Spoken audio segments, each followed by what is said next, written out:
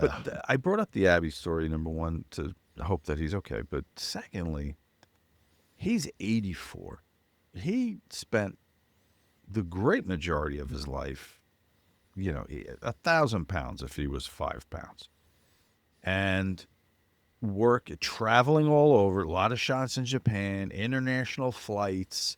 You know how that is when you're a larger gentleman. Oh, fuck. Airports, in the ring, all over the ring, bleeding every night, weapons, beating the shit out of himself and others.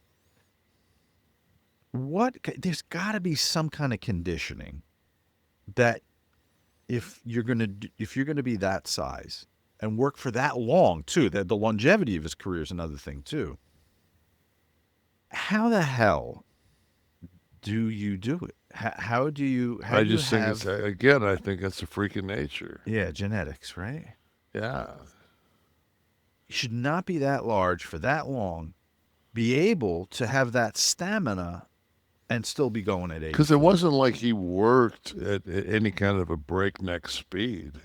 No, it was all very deliberate, very I'll slow, but never still. forget the first time he came into center stage. First time I ever watched him work. Uh-huh. And fucking man, it was a handicap match. I don't know if it was two or three guys, but I mean, he had a kendo stick. He beat the Oh yeah. fuck out of these guys. He dropped that whole fucking elbow thing he used to do. Elbow. Yeah, lat bow. I mean, just crunch these fucking guys. And I just sat there and I watched it. It was one of those light bulb moments where you go like, oh, I get it. Come into a territory, fuck everybody, get over at any expense. And then I watched Rude come in 2 years later, and he was working with Sting, and it was in Milwaukee, and Sting had a birthday party thing afterwards, and Rude came in the back, and Rude fucking hit Sting with 3 or 4 live round punches, fucking closed Sting's eye, and the fucking next week on TV, fucking Sting. I mean, and it was just like, and Rude said, "Sorry, man," slipped, whatever the fuck it was, but it was just like, fucking, he made sure he got over. Wow. Yeah, it But was just, listen though, that's not what this business is about. I mean, getting over is what it's about, but hurting somebody that gives you their body, that's not cool. snugging them, hurting them's one thing. I just listened to Taker told a story with Brody, and I guess fucking Mark, early in the match, fucking kind of semi snug Brody, and then he went out to the floor and he says, and Brody hit him with a chair. He goes, "I'm not talking about a steel folding chair." He said, "I'm talking about like a fucking like a wooden chair that'd be on the deck of a boat." And he said he hit him so fucking hard with it that the fucking thing exploded it like into splinters. And you could just see Mark smiling. Mark said, "It hurt like fuck, but like I deserved it. Like I did fucking snug him earlier." Sting's thing was face paint. You needed to see his face, messing his eye up, where people pay to see the paint and you're fucking up his gimmick. It's not just going stiff on him or hitting him with a chair. You're fucking up his ability to perform. And it's not a receipt. Sting didn't do anything to him. No.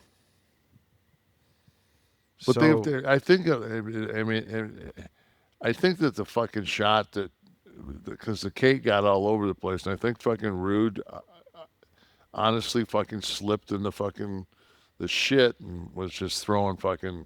well, if it was an accident, it was an accident. But Yeah, I mean, I don't think he fucking came in and said, "I'm gonna bust him open." well, But it wouldn't. I mean, when you watched it back, it was like he came in there to get over, right. and he got over. Which would mean it was somewhat deliberate.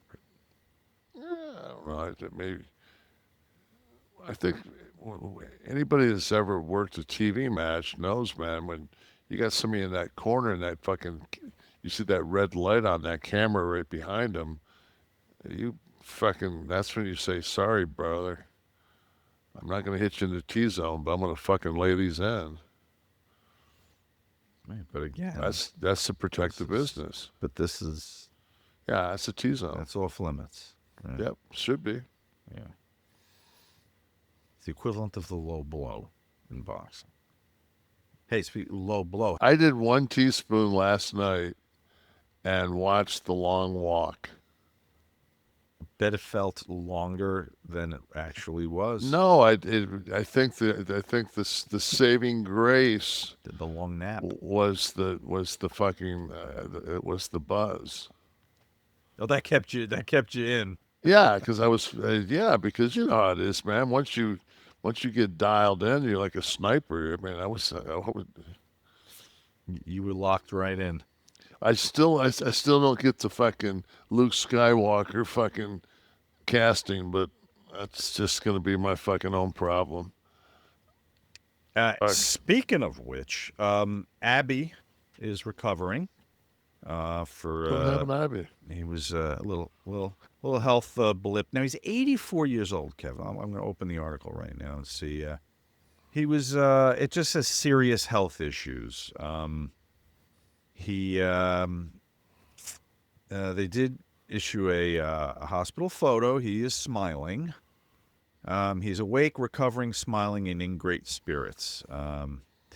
So that's all I have is health I issues. saw 2 days ago that Mike Rotunda was in hospice, and I've been trying to find some information out on that. Okay, the daughter put out a statement today that he's not in hospice care. That he was in the hospital. I think it was a heart attack. And he's in a rehabilitation facility. That's the latest. Okay. As of now, from his daughter. So it wasn't hospice; it was a recovery center. That really upset me. Yeah, he's young. He's 60. He's my age. Yeah, like 65, 66. I'll never forget. I've told the story a million times, but he was like my first road trip of house shows. I worked with Mike and Tim Horner, and me and my partner were so fucking bad. Oh God. And I would go out, and like Mike just kind of took me under his wing, and every night we'd go out and we'd do a spot, and then we'd add a little bit to it, and we'd have like 3 or 4 different encounters during the match where, you know, he'd grab a head and he'd call something, and you know, at the beginning it's just like, you know, I tackle you, shh, you know, and no fucking idea what you're doing, and that's the lost art, but man, that when like these guys lay shit out. Back then, man, like you didn't see that person. The first time you saw him is when he was in the ring with you. Yeah. And yeah, communication in the ring. Yeah, that is a lost art. You had to call everything. And I remember he said, "Slam me, drop an elbow," and I fucking hit him with an elbow, and I could hear him go like, "Ugh!" Like fuck. Like he after the match in the back, and he said better, you know, he kind of he critiqued me. He said, listen, he goes, can you be at center stage at 11 o'clock? I'm like, yeah. He fucking laid down in the ring at center stage and let me drop elbows on him for a fucking hour. Just to have you get it right. Just, yeah. And then he would like he'd drop 2 or 3 on me. Then he'd say, okay, see, you know, like, you know, little simple things is like pulling that fucking, the leg closer to your body, pulling that across as you fucking turn. Like all the little nuances that fucking make an elbow. And then, you know, of course, your hip lands before your fucking body does on them. So you take the brunt of it, not the person that's taking the elbow, which I didn't realize until Mike pointed it out. But I'll always... You were putting all your weight on the arm when you were going down? Oh, I was just dropping it like you would, like you were like, fuck, I didn't know. Gotta find footage of these early Nash matches we can